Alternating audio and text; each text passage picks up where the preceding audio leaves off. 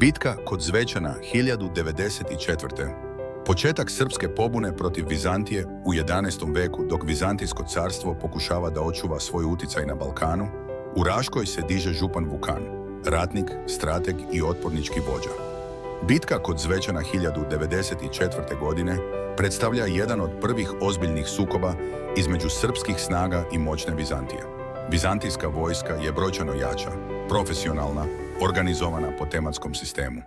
Na čelu im je vojvoda Jovan Dukas, iskusni strateg koji ima zadatak da kazni Vukana zbog čestih upada u vizantijske oblasti i pokušaja osamostaljenja. Njihova vojska je sastavljena od teško oklopljenih pešadijskih jedinica, skutatoj, konjanika i pomoćnih jedinica iz saveznika i tema. Srpska vojska pod Vukanom je brojčano slabija, ali koristi prednosti terena. Vukan okuplja ratnike iz brdovitih predela Raške, većinom lake pešadije i konjanika obučenih za gerilski način borbe. Njihova taktika se zasniva na iznenadnim napadima, zasedama i preciznim udarima. Bitka se vodi u okolini tvrđave Zvečan, na nepristupačnom terenu koji pogoduje domaćim trupama.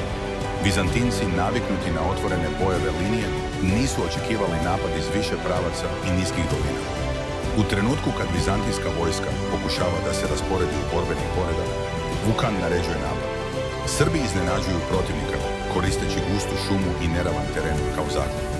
U haosu koji sledi, dolazi do sloma vizantinske linije.